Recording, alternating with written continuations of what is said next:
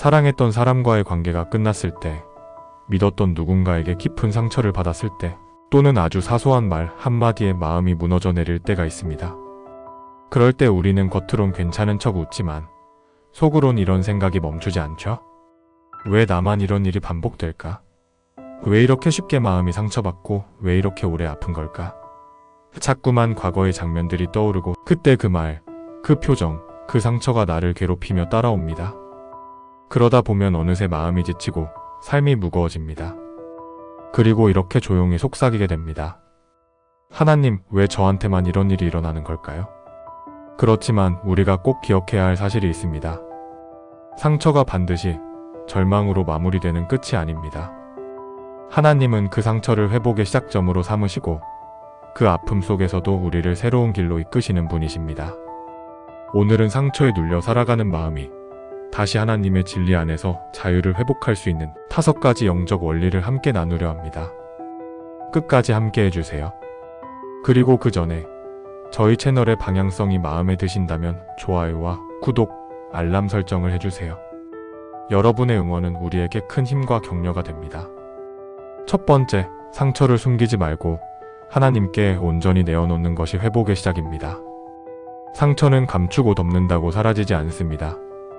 오히려 겉으론 괜찮은 척하면서도 마음속 깊은 곳에서는 여전히 그 상처에 눌리고 반복적으로 괴로워지게 됩니다.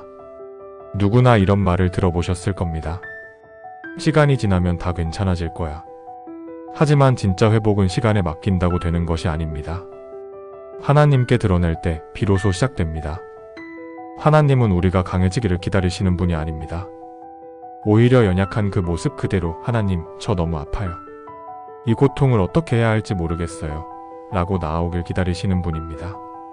시편 147편 3절에서는 이렇게 말씀합니다. 주님은 마음이 상한 자를 고치시며 그들의 상처를 싸매시는 분이시다. 하나님은 우리가 연약할 때 그 누구보다도 가까이 계십니다. 무너진 마음을 외면하지 않으시고 정성스럽게 싸매시며 회복시키시는 분이십니다. 마태복음 15장에 나오는 수로보니게 여인의 이야기를 떠올려 보세요. 그녀는 딸이 귀신 들려 고통당하자 민족의 차별과 사회적 체면을 모두 내려놓고 예수님께 나아가 도움을 구합니다. 다른 사람들 눈에는 간절함이 지나쳐 보였지만 예수님은 그녀의 믿음을 귀하게 여기시고 결국 그 딸을 고쳐주셨습니다. 우리가 회복되기 위해 필요한 건 누군가에게 인정받는 단단한 모습이 아닙니다. 진짜 필요한 것은 하나님 앞에서 상처를 감추지 않고 드러낼 수 있는 진실한 태도입니다. 괜찮은 척하지 않아도 괜찮습니다. 실컷 울고 무너져도 괜찮습니다. 무너지면 무너진 그대로, 아프면 아픈 그대로 하나님께 가지고 나아오세요. 그때부터 하나님은 그 상처 위에 새로운 회복의 역사를 시작하십니다. 그 상처가 더 이상 나를 괴롭히는 감옥이 아니라 하나님의 손 안에서 치유되고 의미 있는 이야기로 바뀌게 될 것입니다. 두 번째, 상처를 스스로 해석하려 하지 말고 하나님의 시선에 맡기세요. 상처가 찾아오면 우리는 본능적으로 그 이유를 해석하려 듭니다. 내가 뭔가 잘못했나? 내가 덜 성숙해서 이런 아픔을 겪는 건가? 왜 하나님이 날 덜 사랑하셔서 이런 일이 일어난 걸까? 하지만 이런 해석은 대부분 자책으로 이어지고 결국 내 존재 자체를 의심하게 만듭니다. 상처보다 더 무서운 것은 그 상처를 왜곡된 시선으로 바라보는 내 마음의 프레임입니다. 그런데 성경은 우리에게 완전히 다른 방향의 해석을 보여줍니다. 창세기 37장부터 이어지는 요셉의 인생을 떠올려 보세요. 그는 형제들에게 질투를 받아 구덩이에 던져지고 노예로 팔리고 억울하게 감옥에까지 갇히는 수모를 겪었습니다. 하지만 요셉은 그 고난의 이유를 자기 탓으로 돌리지 않았습니다. 오히려 그는 이렇게 고백합니다. 당신들은 나를 해하려 하였으나 하나님은 그것을 선으로 바꾸사 오늘과 같이 많은 백성의 생명을 구원하게 하셨나이다. 요셉은 자신의 상처를 하나님의 시선으로 해석했기 때문에 그 고통을 쓰러지는 이유가 아니라 더 큰 구원의 계획 안에서 사용되는 하나님의 통로로 받아들일 수 있었습니다. 우리도 마찬가지입니다. 내가 상처 위에 더 씌우는 해석은 늘 불완전합니다. 왜냐하면 우리는 전체 그림을 볼 수 없기 때문입니다. 하나님만이 과거와 현재 그리고 미래까지 아우르는 완전한 관점을 가지고 계십니다. 상처가 나를 무너뜨리는 해석이 되지 않도록 그 의미를 하나님의 손에 맡기세요. 하나님, 저는 이 고통의 의미를 알 수 없지만 상처를 선으로 바꾸사 당신의 계획 안에서 사용되기를 원합니다. 이 고백은 나의 해석을 내려놓고 하나님의 관점에 나를 내어드리는 믿음의 고백입니다. 상처는 내가 쥐고 있을 때는 아픔일 뿐이지만 하나님의 손에 들려질 때는 치유와 사명의 도구가 되며 아름다운 면류관이 됩니다. 그러니 자책하는 마음을 멈추고 그 아픔을 통해 하나님이 어떤 일을 행하고 계시는지를 기다려보세요. 그 안에서 우리는 은혜의 흐름을 보게 될 것입니다. 세 번째, 상처가 사실일지라도 진리는 하나님의 말씀이어야 합니다. 우리는 상처를 입었을 때 그것이 너무나도 분명한 현실처럼 느껴집니다. 거절당한 사실, 외면당한 기억, 사랑했던 관계의 단절. 이 모든 것은 실제로 일어난 사실입니다. 그러나 기억해야 할 것은 그 사실이 곧 진리는 아니라는 것입니다. 상처는 아픔이라는 감정을 동반하며 우리 마음에 거짓된 메시지를 새기려 합니다. 나는 사랑받을 수 없는 사람이야. 나는 늘 버림받을 운명이야. 내가 뭔가 부족해서 이런 일이 생긴 거야. 하지만 하나님의 관점에서 볼 때 이런 생각들은 진실이 아닙니다. 이런 생각들은 사단이 심어주는 거짓의 음성입니다. 일어난 사실은 실제 존재할지언정 그 사실 위에 하나님의 진리가 옷 입혀질 때 비로소 우리는 온전한 시선을 회복할 수 있습니다. 로마서 12장 2절에서는 이렇게 말씀합니다. 이 세대를 본받지 말고 오직 마음을 새롭게 함으로 변화를 받아. 하나님의 진리로 마음을 새롭게 변화받을 수 있습니다. 그러니 너무 낙담하지 마세요. 하나님의 능력은 큽니다. 우리가 상처에 휘둘리지 않고 하나님의 뜻과 시선으로 마음을 새롭게 하면 상하고 찢긴 감정은 우리 인생을 지배하지 못하게 됩니다.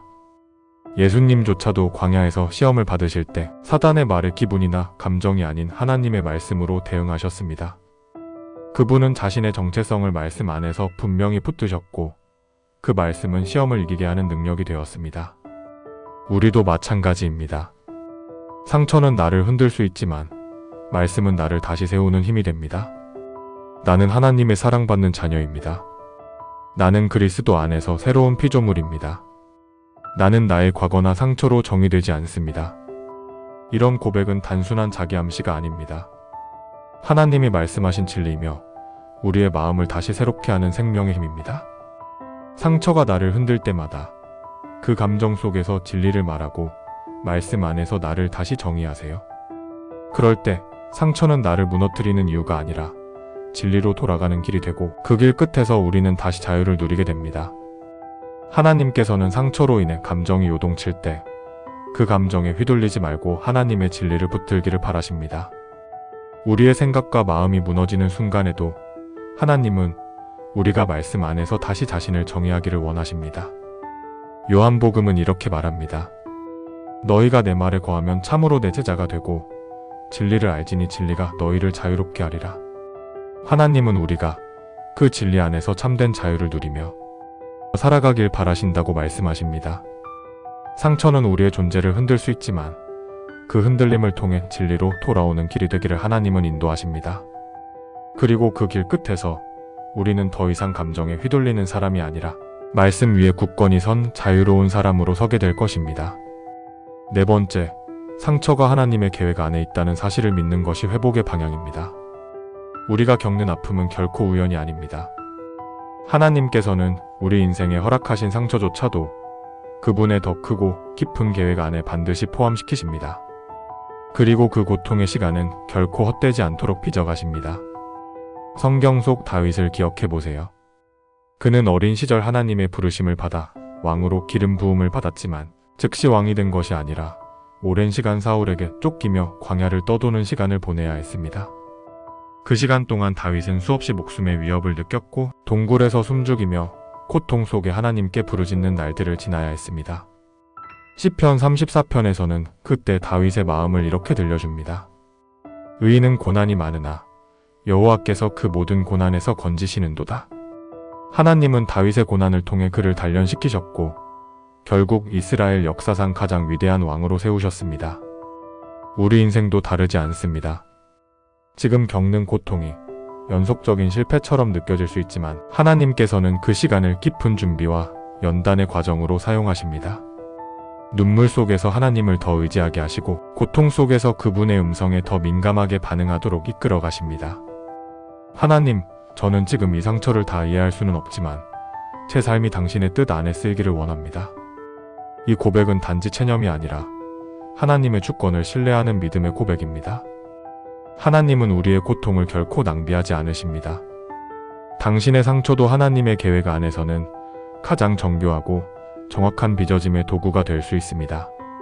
그 사실을 믿고 한 걸음씩 걸어갈 때 하나님은 반드시 회복의 열매를 맺게 하실 것입니다. 5번째, 하나님 안에서 나 자신을 다시 사랑하는 법을 배우는 것이 회복의 완성입니다. 상처를 진짜로 회복한다는 것은 단순히 아픔이 사라지는 것이 아닙니다. 하나님이 지으신 나 자신을 다시 존귀하게 바라보게 되는 순간 회복은 비로소 완성됩니다. 많은 이들이 상처를 겪고 나면 겉으론 아무렇지 않은 듯 살아가지만 속으로는 자신을 부끄러워하고 실패한 사람처럼 여깁니다. 왜 나는 항상 이런 일만 겪을까? 내가 사랑받을 자격이 있는 사람일까? 그렇게 자신을 자책하고 밀어내는 마음은 회복을 방해하는 가장 깊은 내면의 벽이 됩니다. 그러나 하나님은 그런 우리를 향해 단호히 말씀하십니다. 내가 너를 지명하여 불렀나니 너는 내 것이라. 하나님께서는 우리의 상처가 아무리 깊더라도 우리를 절대로 포기하지 않으십니다. 오히려 그 상처를 덮어주시고 다시 당신의 딸로, 아들로, 하나님의 자녀로서의 아이덴티티로 우리를 불러주십니다. 당신은 상처 입은 사람일 수 있습니다. 그러나 그 상처가 당신의 전부는 아닙니다. 하나님의 시선에서 볼 때 당신은 여전히 귀하고 존귀한 존재입니다. 오히려 상처 가운데서도 하나님을 붙드는 당신의 모습이야말로 가장 빛나고 단단한 믿음의 증거입니다. 하나님에게는 실패란 없습니다. 우리가 저지른 실수와 우리가 겪은 상처까지도 선으로 회복시킬 수 있는 승리의 하나님이십니다. 우리의 한계와 아픔 위에 하나님은 당신의 능력과 사랑으로 반드시 새로운 이야기를 써가십니다. 지금 이 순간 당신의 마음을 하나님께 내어드리세요. 그리고 하나님의 시선으로 당신을 바라보세요. 그 눈빛 안에서 우리는 다시 당당하게 서게 될 것이며 그 자리에서 가장 온전한 사랑의 회복이 시작될 것입니다. 마지막으로 기도로 마무리하겠습니다. 사랑하는 하나님, 제 마음 깊은 곳엔 아직도 치유되지 않은 상처들이 남아 있습니다. 괜찮은 척하며 살았지만 그 아픔이 저를 여전히 흔들고 무너지게 합니다. 그러나 오늘 주님의 진리 앞에 그 상처를 감추지 않고 드러냅니다. 제 마음을 진단하시고 싸매시며 회복시켜주세요. 제가 상처를 내 기준으로 해석하려 하지 않고 하나님의 시선으로 바라보게 해주세요. 실패처럼 보이는 이 고통이 하나님의 계획 안에서는 새로운 길이 될 수 있다는 것을 믿습니다. 감정이 진리를 덮지 않게 하시고 하나님의 말씀이 저의 존재를 다시 정의하게 해주세요. 나는 하나님의 사랑받는 자녀입니다. 나는 상처로 끝나지 않습니다. 이 고백이 날마다 제 입술에서 흘러나오게 하소서. 하나님, 저는 종종 저 자신을 실망스럽게 바라보며 사랑받기에는 부족한 존재라 느꼈습니다. 하지만 이제 알게 되었습니다. 하나님에게는 실패란 없고 저의 실수와 상처까지도 회복시키실 수 있는 승리의 하나님이시므요. 하나님의 시선으로 저 자신을 다시 바라보게 해주세요. 저를 포기하지 않으시는 그 사랑 안에서 다시 웃고 다시 사랑하고 다시 일어서는 사람이 되게 해주세요. 제 상처가 하나님의 영광을 드러내는 통로가 되기를 소망합니다. 진리 안에서 자유하게 하시고 오늘도 회복의 길로 저를 이끌어주세요. 예수님의 이름으로 기도드립니다. 아멘. 당신의 사랑을 응원합니다. 다음 영상에서 또 만나요. 감사합니다.